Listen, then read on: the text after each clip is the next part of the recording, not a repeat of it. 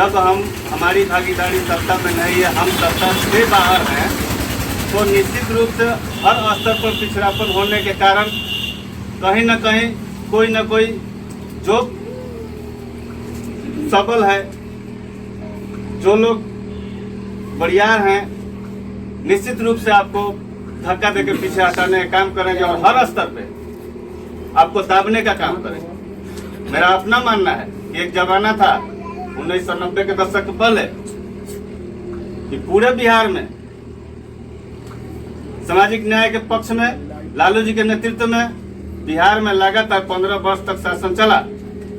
लालू जी के नेतृत्व में। और आज चूंकि इसलिए कुछ कारण था इसका कि कहीं ना कहीं लालू जी ने अपने नेतृत्व में तमाम छोटे दबे कुचले लोगों को लेकर उन्होंने चलने का काम किया और बिहार में सरकार बनाने का काम किया। जबकि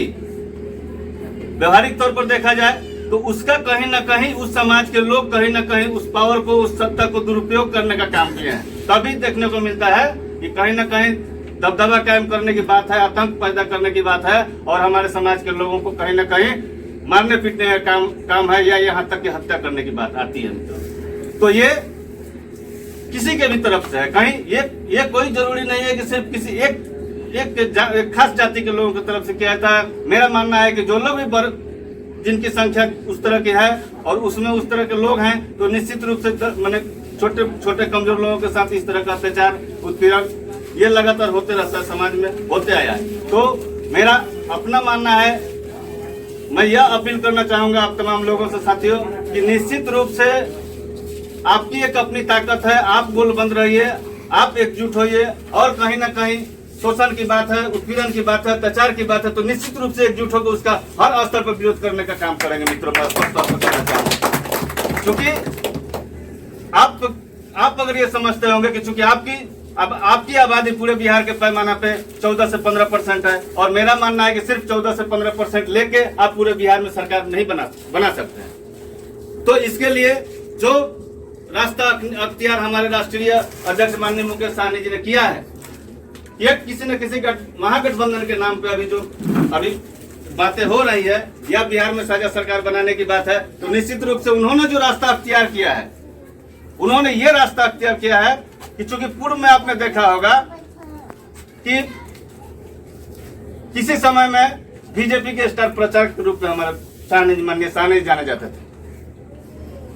तो उनका एक अपना मिशन था, एक अपना उद्देश्य था। जिस तरह हमारे वंश वैज्ञानिक ने पटना से लेके मिलर हाई स्कूल से लेके और जंतर मंतर, दिल्ली में जंतर मंतर पर भी इन्होंने लगातार जो आंदोलन चलाया, वो कौन सा आंदोलन इन्होंने चलाया, कौन सा लड़ाई लड़ी? आरक्षण का। तो इन्होंने आरक्षण का लड़ाई आज तक लड़ते रहा। कई एक सरकार बीच में अभी 15 साल पीछे, फिर 15 साल, लेकिन अभी तक सफलता हमें नहीं मिली। तो ये चीज भी हमारे माननीय राष्ट्रीय अध्यक्ष माननीय मुकेश सहनी जी ने देखा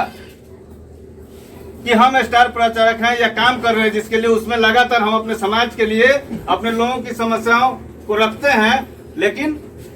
यहाँ तक कि जब लगा कि निदान नहीं होने वाला है, तब उन्होंने यह ठाना कि सरकार में जाना चाहिए। क्योंकि जब तक हम सरकार में नहीं जाते तब तक हमारी बात कोई सुनने वाला नहीं है। और निश्चित रूप से जब हम सरकार में जाएंगे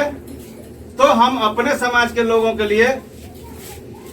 निश्चित रूप से प्रस्ताव लाके उस तरह के विधेयक हम पारित करेंगे और उस चीज को लागू करेंगे। जब तक हम सत्ता में नहीं जाएंगे तब तक हम असफल रहेंगे और तब तक अपने समाज के लोगों के हित में हम कुछ नहीं कर सकते। तो इसलिए उनका एक मिशन है और उनका एक डिश, और इस बिहार विधानसभा 2020 में बिहार के सरकार में, बिहार के सत्ता में उन्हें शामिल रहना है और डिप्टी सीएम के रूप में उनको रहना है। तो इसलिए आज हम ये चाहें